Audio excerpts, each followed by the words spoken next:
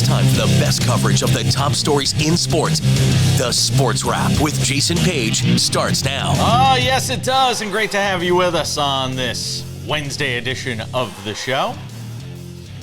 Whole bunch of topics to get into, from baseball, a little bit of golf, a little bit of everything in this show, which will start in the NFL.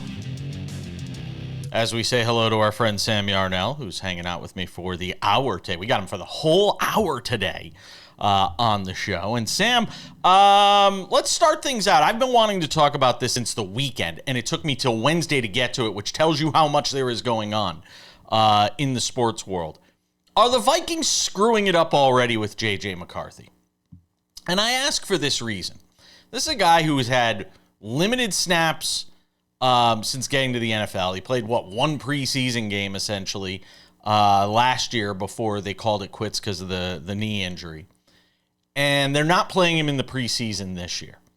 And you've got, a brilliant head coach, a brilliant offensive mastermind of a head coach who obviously has his ideas on how he wants to use J.J. McCarthy. But I just think it's pure hubris.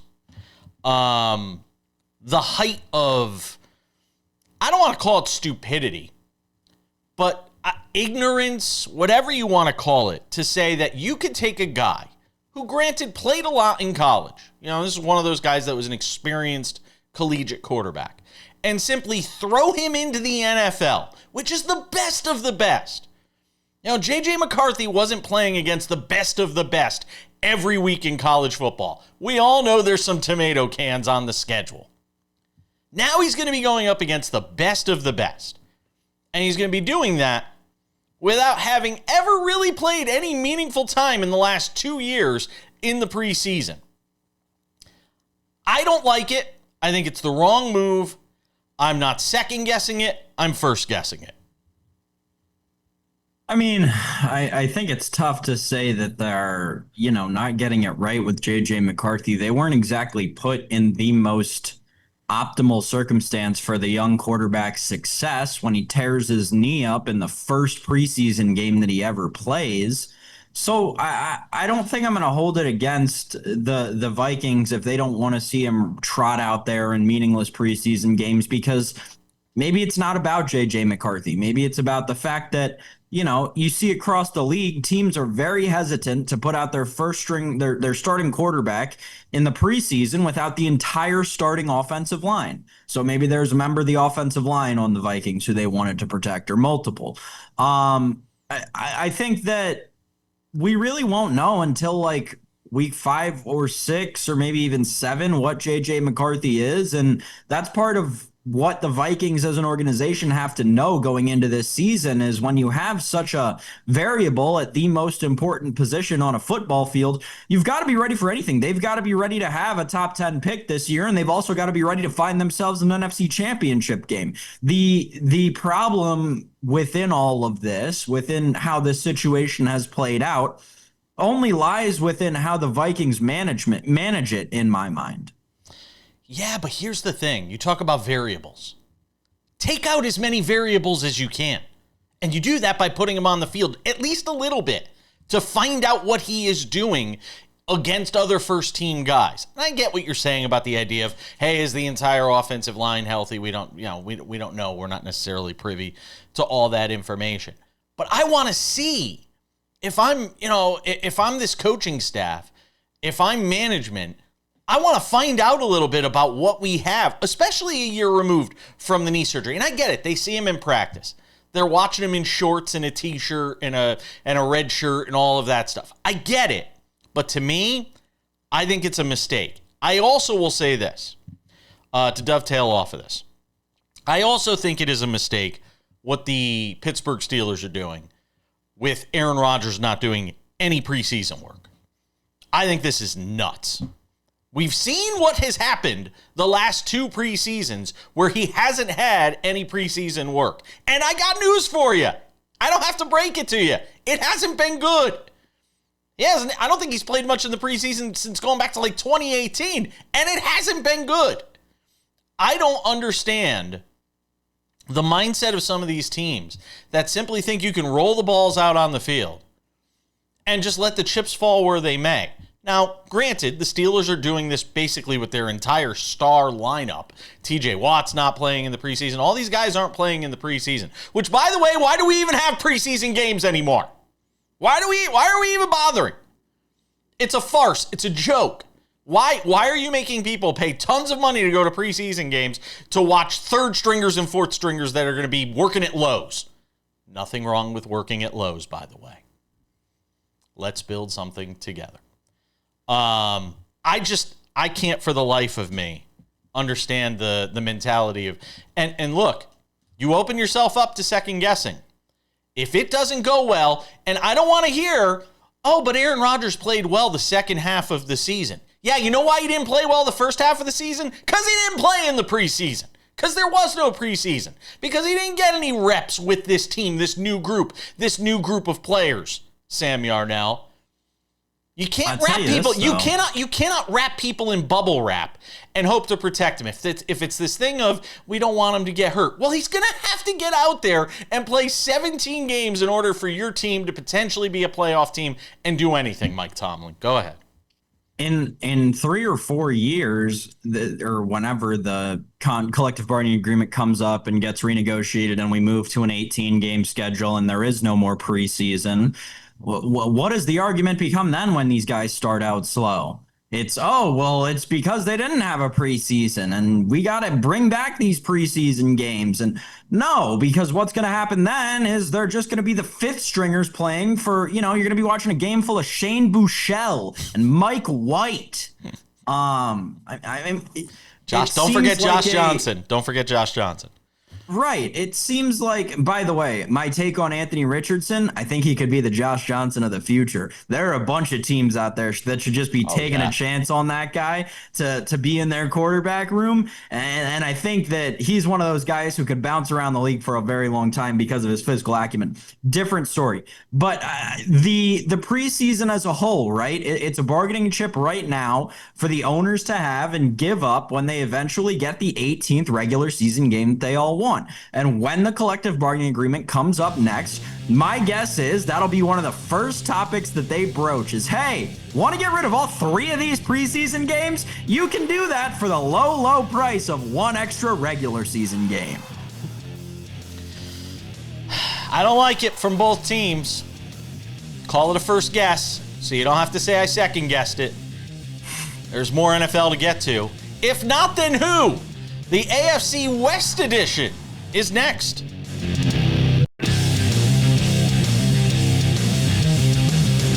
Coming up in 10 minutes, some MLB news and notes. The Yankees did something that they've only done twice in their franchise history, and both times they've done it this year. And oh yeah, by the way, Giancarlo Stanton's going to hit 500 home runs. Stop arguing against me. You're wrong. I feel bad. I'm in a mood today. And Sam knows, I am in a mood today, man. I am spitting fire. Sam Yarnell, we have done the AFC East, where despite the fact that we tried to come up with another team that could knock off the Bills in that division, we couldn't. We've done the AFC North, where despite the fact that we tried to come up with a team that could knock off the Ravens in that division, we really couldn't. Maybe the Bengals, but you got to stretch to make the argument. We did the AFC South, where we think literally anybody could win the division. And now it's time for the AFC West edition of If Not, Then Who? Sam Yarnell. If not the team favored to win the division, then who will win the AFC West? So I ask you, Sam Yarnell, on this Wednesday, August 20th, just a month from my 48th birthday, if anybody wants to get me anything nice. If not the Kansas City Chiefs in the AFC West, Sam Yarnell, then who? I mean, the popular pick is obviously the Denver Broncos. I think that there's just about as much justification to be made that the Los Angeles Chargers could win this division. But at the end of the day, this really does feel to me like that trendy division that seems like happens every year where everyone's got a new pick and the team that's won the division X many times in a row is finally going to lose and we're going to finally dethrone them. If you'll remember back to last year, it was the New York Jets against the Buffalo Bills. We saw how that went. So while I think it's very cute that everyone wants to talk about, oh, Bo Nix is great and he's got all these weapons and RJ Harvey's really going to be a good back, or in the Los Angeles Chargers version of that exact same story, Justin Herbert's actually a top 10 quarterback, and Jim Harbaugh finally got his guy in Omari and Hampton, and it doesn't matter that Rashawn Slater's hurt. Joe Alt's going to slide over seamlessly. Yeah, I got news for you, folks. There's some devil magic going on in Kansas City. They're not giving up that division as long as Patrick Mahomes and Andy Reid are there. I don't care if they're winning the division in the last week of the season or the 10th week of the season.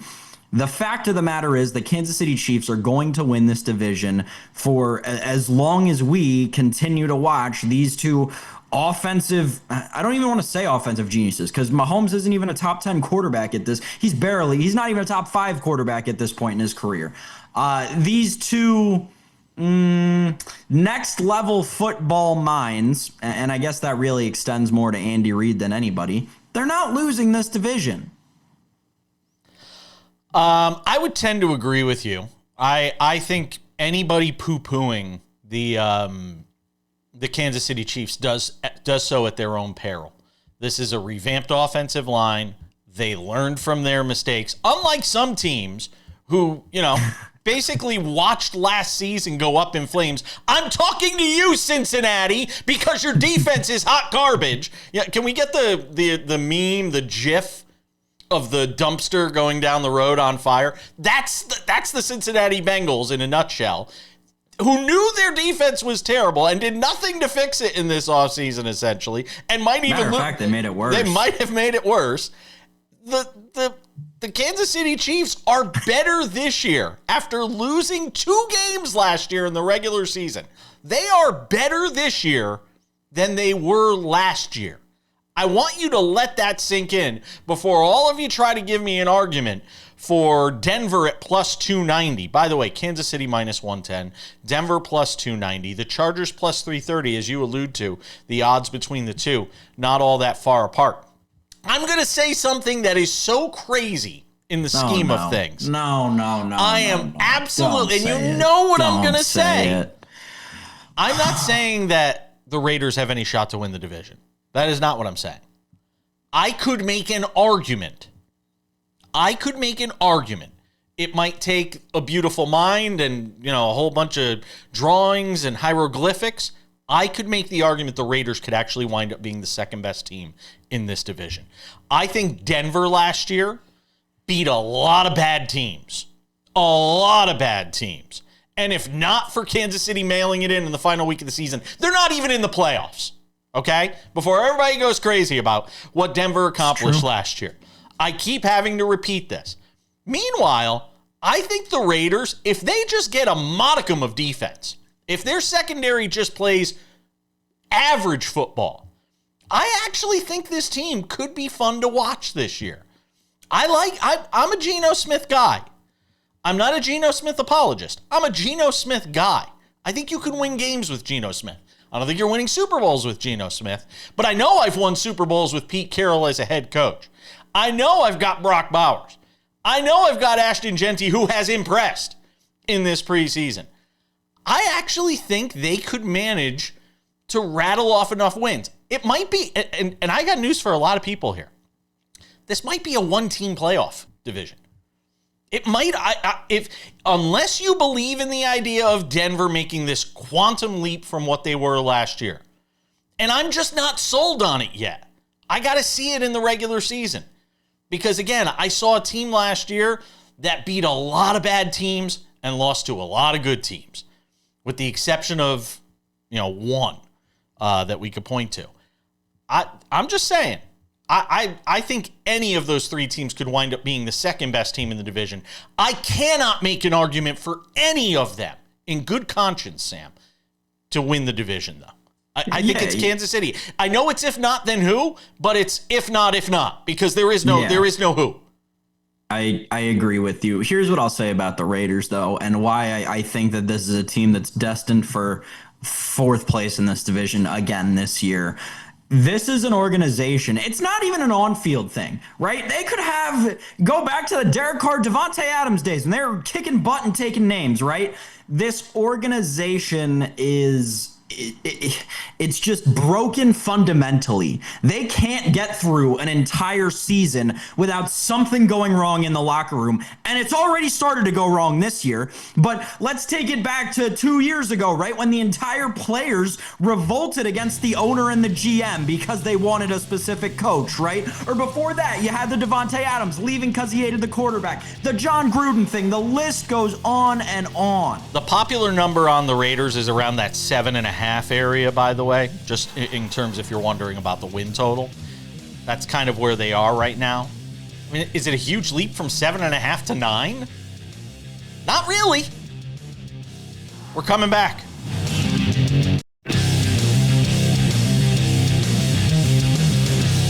Coming up in 10 minutes, a lot of people wondered if Rory McIlroy would lose his motivation. I certainly know I questioned it right after he won the Masters, and it certainly has appeared that way. Interesting anecdotes coming from a story about Rory following the Masters. I want to talk about that and reimagining the Tiger versus Jack argument. I want to talk about that a little bit as well, as we are at Tour Championship week, with Scottie Scheffler being the most overwhelming favorite, I think, since Tiger. To win the Tour Championship. So we'll get into that coming up a little bit as well. Sam Yarnell, let's do some baseball, shall we? Talk about some MLB news and notes, which we always love to do on the program. Look, you got to start with the Yankees, with what they accomplished last night in St. Petersburg after a lengthy rain delay in their minor league spring training home against the Rays. They hit 9 home runs. It was like batting practice at the George M. Steinbrenner Field. 9 home runs for the Yankees in a blowout of the Tampa Bay Rays. What is amazing isn't the fact that they hit 9 home runs. It's the fact that it's the second time this year this team has hit 9 home runs in a game. They did it earlier in the year. Might have been in the season opener or the game after the season. I think it was the game after the season opener against the Brewers, where they beat them, I think, 20-9. And I didn't realize they hit 9 home runs in that game. But they hit 9 home runs for the second time in a game this year. And I keep saying it. You get Judge and Stanton in the lineup together, and Bellinger hitting the way he is. And I get it. Good pitching is going to beat good hitting a lot of times in the postseason. We have seen it time and time again. Look, they're only 4 games out of the division, and I'm sure they play the Jays a bunch more times between now and the end of the year. Is it crazy to think the Yankees could still win the AL East? Yes, 100%. I would rather bet on the Yankees to miss the playoffs than I would bet on them to win the AL East. I think you're crazy. Well, they're closer, like games-wise, to missing the playoffs. They're 3.5 games from missing the playoffs. They're 5 games from winning the AL East. And that team that's coming up for their playoff spot is the Royals, who are 8-2 in their last 10. So are the Yankees. In the sun right now. So yeah, here's the problem, right? And this is the thing when they did this the last time. It's like, this is great if you could take those home runs and sprinkle them throughout 4 or 5 games. That'd be awesome. But sure, you hit 9 home runs in a spring training ballpark against a 4th place team. Congrats. You have a 1-game lead for the wild card right now. I truly am fearful for these Yankees because all these things are going right for them. And they're not moving up in the standings. Look, I wish they would miss. I wish they would miss the playoffs so they'd fire Aaron Boone, because they're going to find a justification to bring him back after they make it in as a wild card and win a series or 2, because they'll beat a team that is maybe favored or has a better record, or they go on the road and win, whatever. they're going to wind up keeping Aaron Boone. I'm convinced. Aaron Boone will be the last thing to go. But the Yankees right now, you can get them at plus 330 to win the division. And considering they probably have a bunch of games left, and I'll look it up, see how many more games they have against the Jays, I'd love the Yankees at plus 330 right now. I really would. Because I keep saying this, and it goes back to something I've talked about, Sam. And I've talked about this a lot. And I think this season, they have 3 more games against Toronto? 3 more games against Toronto. In New York or Toronto? I can't. Because we know the Jays like to turn on the fans and have them blowing in when the opposing team is hitting. It looks like Yankee Stadium, okay. I think. I'm telling you. No Vladdy right now with the hamstring. There's a chance to make up some ground right now. I'm just saying. They're 4 back in the loss column. They're and as much as you want to say where they are in the wild card spot, they are the top wild card team right now by 2 over Boston and Seattle, and KC is still 4 back of them. Cleveland's still there. It's basically 5 teams competing for 3 wild card spots right now. I feel comfortable with the idea of the Yankees making the playoffs, though, at this point. I do. Okay. And again, I'm not necessarily happy about it because I wish they wouldn't. But and Giancarlo Stanton's going to get to 500 home runs. All right, move off the. He hit 2 more last night. Move off of that for a moment. The Dodgers win again. It feels like they're getting things straightened out after briefly falling out of first place in the National League West. Bobby Witt Jr. hit his 100th home run last night, Sam. Fastest to do it in Royals history. And remember, that's not a home run friendly ballpark in Kansas City that he plays in for half of his games. Hats off to Bobby Witt, who we don't talk about nearly enough on this show. No, yeah, 100%. Bobby Witt, who very much, in my opinion, deserved way more MVP shares than he got last year. You're exactly right, Jason, and that's what I was saying. Like, this Royals team, they're starting to fire right at the right time, and this is what we were talking about when, 2.5 weeks ago, I'm sorry, I should say this is what I was talking about when 2.5 weeks ago we were sitting here talking about all these good teams that are struggling. No, that's when good teams struggle, is the beginning of August. It's when the good teams are built to not be good. It's why I said on this show, everything that happens between July and August 25th, unless it's related to injury, you should not worry about. So that includes the Yankees then. That includes the Yankees by that logic. The Yankees were on a 15, or I think they were 3-12 in a 15-game streak headed up to July 15th or July 25th. I do think that the Yankees are in grave danger of missing the playoffs. I think that we are seriously teetering on that line. But again, no more time on the Yankees in this segment. I agree. Way too much Yankee time. Yeah. Yes, the Dodgers are the best team in baseball. Yes, the Dodgers are probably going to win the World Series this year. But until October, it's really fun to talk about all the other teams that might actually potentially have a shot. Just kidding. That's just the National League teams at this point. They've been a lot of fun, Jason. I will finish with something I have said going back a while now. It's all about who's going to be playing well at the end of September. That's honestly what it is. Who's trending well then? The Brewers had this huge run. Now you've watched them hit the skids a little bit here over the last few days. What does that portend for the last month of the season, last 6 weeks, 5 weeks of the season? We saw Toronto go through their hot run. Now they're going to be without Vladdy. What does it mean for them? The Phillies dealing with life without Zach Wheeler. I think there are so many variables to this. I think it is way more wide open than you do as it relates to the World Series and which league wins it. But I'm back on the Yankee bandwagon right now. I don't want to be, because I want to see Aaron Boone gone at the end of the year, but I'm back on the Yankee bandwagon right now. What can I tell you? We're coming back. All right, let's talk some golf on this Wednesday edition of the show. Tour Championship begins on Thursday, just outside of Atlanta. Or is it in Atlanta? I know, it's right around Atlanta. We've got Scottie Scheffler trying to really complete a dream season. And Rory McIlroy will be amongst those trying to stop him from winning the Tour Championship and capping off a phenomenal season, Sam Yarnell. In talking about Rory for a second, I was reading a really interesting story. I don't remember if it was in The Athletic or what publication had it, but I was reading it last night, which was discussing Rory talking about his the time since winning the Masters, and they actually pointed out that he bought 1,100 pins from Augusta National. He went into the golf pro shop there and bought 1,100. He bought every single flag. I don't know if that's customary, if everybody always does that, but he went and bought all the flags so that he could have them to autograph and all of that stuff.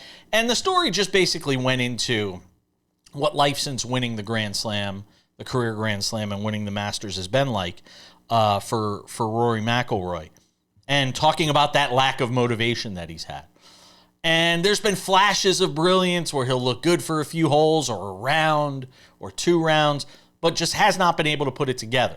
If he can't do it this weekend, other than the Ryder Cup, which obviously there will be motivation for, the Olympics is something that means a lot to him. I know that trying to win gold is really the last thing for him to try and accomplish. I'm trying to make an argument for anybody to win this thing other than Scottie Scheffler, who goes off at plus 150 right now over on FanDuel. Rory at plus 850, Sam, and then Tommy Fleetwood, which is remarkable to have the third best odds considering he's never won a PGA Tour event, at plus 1,400, 14-1 for those of you keeping score at home. I'm trying to make an argument, and I was saying this to you during the break, and I'll say it again, Sam.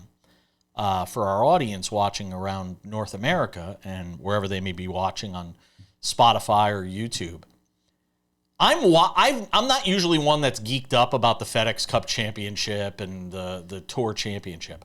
I am in this case because I think we're actually back at a point in golf where you can watch for the idea of, can anybody beat Scottie Scheffler, which was peak Tiger years. Peak Tiger Woods, we watched just to see if anybody could beat him. It was like Sandy Koufax in his peak days with the Dodgers, when you would watch to see if anybody would just get a hit because you knew there was a chance every time Sandy Koufax pitched, he'd be able to throw a no-hitter. Same thing with a guy like Nolan Ryan. That's sort of where I am right now at Scottie Scheffler, which gives me a reason to watch this weekend. Yeah, and I mean, there are a couple of other reasons to watch the Tour Championship, right? Like, it is the ultimate. I think it's cool because it's like the ultimate golf playoff, right? There are 30 guys in this entire tournament. There are 30 guys participating. Yep. And you've got some great stories outside of Scottie Scheffler. I am of the belief, as Jason alluded to, that no one's got a shot. Like if you're any of the other 29 guys, you're just going out there to hit balls, maybe shoot a low round. Don't worry about winning the event. There's a guy who showed you last week that when you go out there and shoot a low round and put a couple rounds together, 3 of them, have a 5-stroke lead going into the last day, he'll hunt you down and kill you anyway. That's all Scottie Scheffler does, is win golf tournaments and take them from people, and apparently be a great dad also because he's a true American hero, I guess. So yeah, Scottie rocks. It's awesome. It's super fun to watch. I can't wait to watch it again this week. I'll get in at plus 150. Why not? You're going to give me plus money on a guy who I know is going to win the tournament to win the tournament? Sure. But you know, a lot of great stories. Chris Gotterup is in that first tee group on Thursday. The guy who's flown onto the scene in the last 5 weeks from just down the road from me here in Little Silver, New Jersey. Akshay Bhatia, who's been battling all year long to try and get back into contention on the tour, finds his way into the Tour Championship and now has, you know, obviously a chance to make some real noise. You mentioned the Fleetwood narrative. Tons of people are going to be watching because of that. And obviously, I don't know. It feels to me like on the Rory thing, maybe this is just me projecting my own feelings onto other people, but it feels like a large contingent of the golf community, once Rory came out and said those things about how it's just harder for him to really get up and try for a tournament after he completed the career Grand Slam, it becomes a lot easier to write Rory McIlroy off in these kind of big events. Talk about a guy who's really just going out to have fun and maybe hit a low round if he runs into it. That's what it feels like Rory McIlroy's doing at this point in this season, and quite frankly, at this point in his career, Jason. I'll make you a deal, Sam. I'll give you the bet. I'll take your bet at plus 150, and you take mine on Rory at plus 850. How's that? How about that? I'll be your book. And you be mine, since you're so confident on Scottie, and I love Rory at that number. I think we should just exchange information. That's what I think we should do. Because I like my Rory number much more than I like that Scottie number. Jason, I truly do appreciate the offer, but I appreciate the offer of my freedom more, and I'm not going to engage in illegal gambling practices. I'll keep my bets legal with registered bookmakers like the FanDuel Sportsbook, DraftKings, MGM, Circa, whoever you want to name. All right, fair enough. All I can do is offer. Just a friendly wager amongst friends. I'll book it for you. We didn't get to reimagining Tiger versus Jack. Maybe we'll make that a bonus segment. Go check out our YouTube, SportsWrap with Jason Page YouTube channel. Because I really wanted to talk about that. Because it was something I was thinking about last night. We're all watching the Tour Championship. We're coming back. We wrap it up with some odds and ends 10 minutes from now. I want to have a conversation about the WNBA and sort of put it against similar leagues. It's not fair to have a conversation of WNBA versus NBA versus Major League Baseball versus the NHL or anything like that. It's a half the it's half the length in terms of the time that those seasons and those leagues play. The NBA is 82 games, WNBA is 40. Or whatever it is. It's roughly half the amount of time. Same thing for hockey. But I do want to compare it to other leagues in its sphere. MLS, NWSL, things of that nature. And when you start to have that conversation, a picture starts to be painted, Sam Yarnell. And it's not a good picture for leagues like MLS. And we love to, people love to bang on the WNBA for this, that, and the other. And I was just looking at some numbers the other day that really illustrated. And I know a lot of people go to MLS matches, and it does well from an attendance standpoint. And it's always done pretty well from an attendance standpoint in most of the markets that it's in. And it's a league that continues to expand and grow, and that's great. And Don Garber's done, a nice job with this league. But nobody watches it on television. Nobody watches it on television. It averages 127,000, I believe is the number. It averages 127,000 viewers on Apple TV. It used to average over 320,000 viewers during its time on ESPN. And that was before it had Messi. Okay? So I don't want to hear the whole, Messi, this, that. No, there was no Messi then. And they were averaging 320-something thousand viewers. They screwed up when they went to Apple TV. And Apple TV has not done well when it comes to bringing on live sports. There's no getting around it. And I love Apple TV. I have it. I subscribe to it because I get it for free with my T-Mobile subscription. But free ads all over the place. All over the place today. Hey, why not?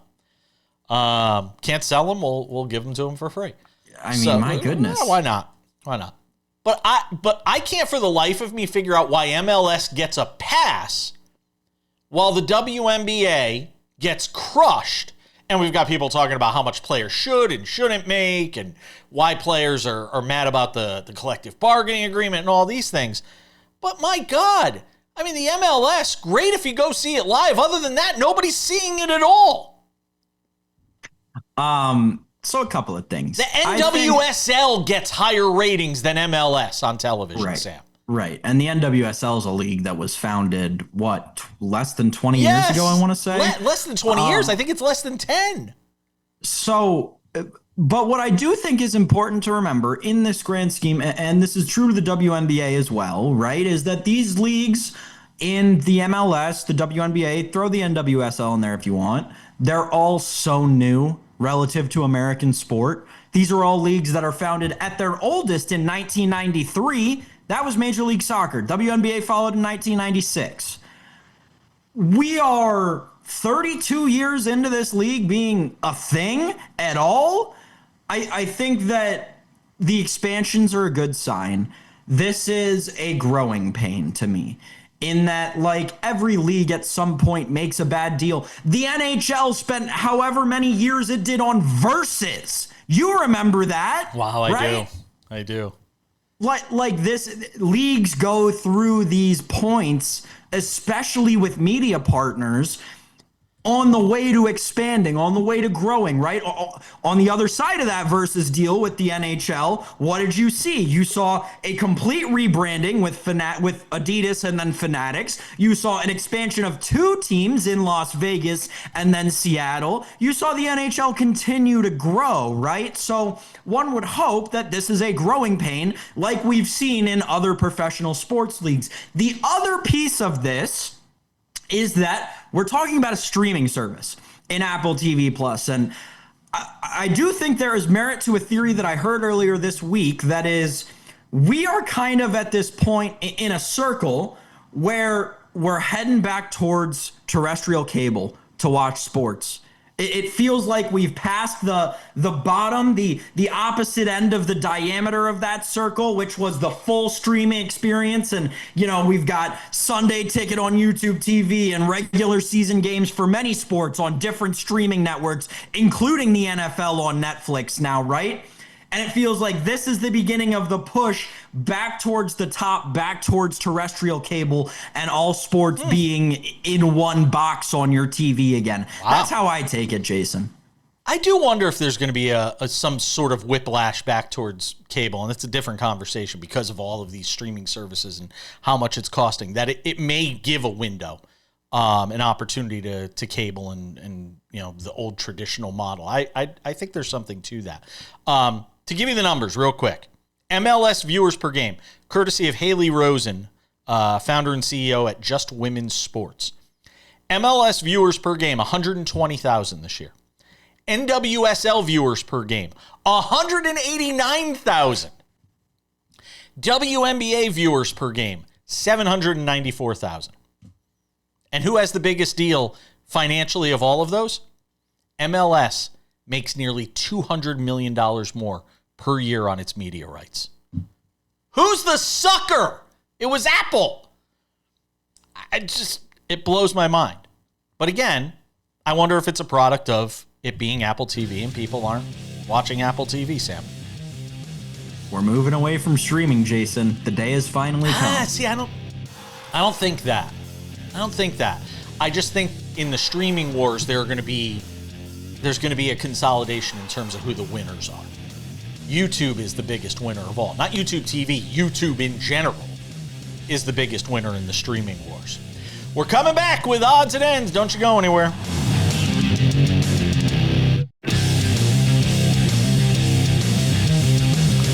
All right, just about time to put the wraps on this baby for a Wednesday. Tomorrow on the show, David Aardsma, former big league closer, former MLB reliever, joins us in his weekly spot. Get some thoughts with him on all things baseball. If you have not done so yet, make sure to subscribe to the Sports Wrap with Jason Page podcast. It's available on all your favorite podcasting platforms. Spotify, Apple Podcasts, YouTube Podcasts, iHeartRadio, TuneIn, Odyssey, Amazon, anywhere you get a podcast. It is the audio version of this show, commercial-free, 45 minutes, delivered to you Monday through Friday, available early in the afternoon, sometimes mid-afternoon. If you have not subscribed yet, go and do so. It's a great way to take in the show. It works just as well as an audio show as it does a television show, so make sure and go and check that out.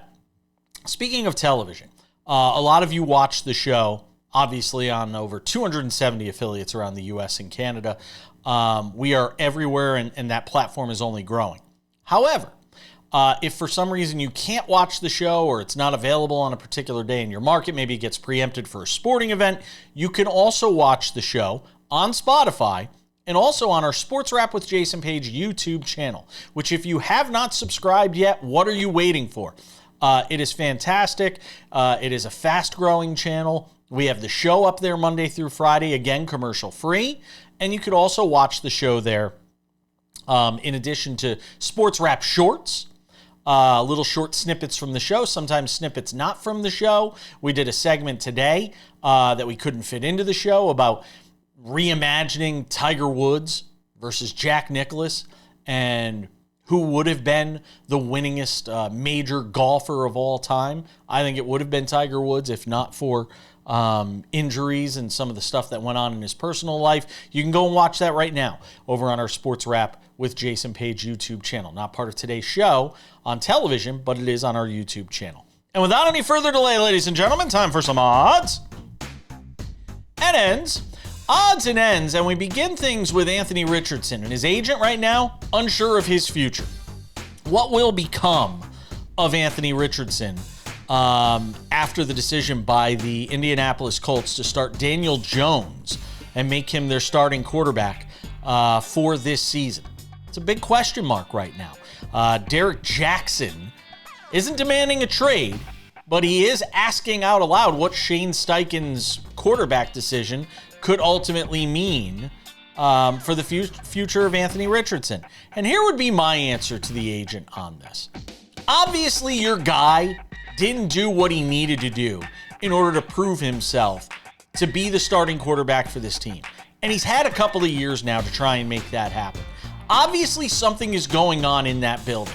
Something is going on that practice field that has dissuaded this organization from believing in the idea that Anthony Richardson is the future of this franchise. Now, as we all know, these things could take a sudden turn. Daniel Jones, they could be 1-4 through the first 5 games, and Shane Steichen has to go back to Anthony Richardson. And who knows what kind of Anthony Richardson you get at that point.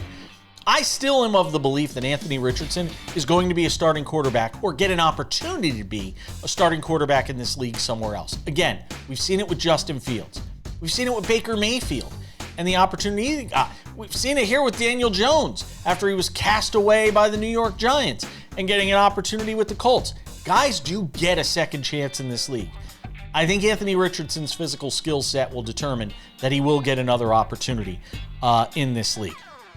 Couple other things I want to get to is in odds and ends. There is news from college football, and it involves the College Football Playoff Selection Committee. Look, anytime you have something that is subjective, where you have a bunch of people getting into a room, and we can't see into that room, and these people get into that room and try to make a decision, a determination on who the best teams are, and they're trying to come up with different metrics, and you get all these different arguments that take place about why Team A is better than Team B is better than Team C. And you have a playoff that is going to start expanding, which will make it a little easier to digest and understand why some teams get in and why some teams don't. But there is these enhanced metrics that are going to be used, and the College Football Playoff Selection Committee is going to be announcing its first of 6 rankings on November 4th using these enhanced metrics that are going to be used in terms of evaluating a whole bunch of things, the schedule strength, how teams perform against that schedule. Again, what do I think this means at the end of the season? You're still going to have people complaining. You're still going to have people that feel like their team was left out, for a reason that is less than honest. As long as you have a system set up where adults are going into a room behind closed doors, we don't get to see the conversation that takes place in that room. I think it would make for great television, by the way. As long as we live in that sort of world in college football, no matter what enhanced metrics they announce, there are still going to be people that are obviously very skeptical of the process that takes place. This is something we'll discuss with our friend Bill Bender from the Sporting News when he comes on with us for the college football season every week, beginning next week on the show. And that is going to wrap it up for this Wednesday edition of Sports Wrap. We appreciate you tuning in. Thanks to Sam Yarnell for hanging out with us for the entirety of the hour, except for odds and ends, obviously. As I said, David Ardsma will join us on the show tomorrow. Look forward to talking with him about all things Major League Baseball. Thanks to you, as always, for tuning in as well. Don't forget, Sports Wrap with Jason Page YouTube channel. Make sure to subscribe to the podcast as well. We'll catch you all back here on Thursday. Bye-bye.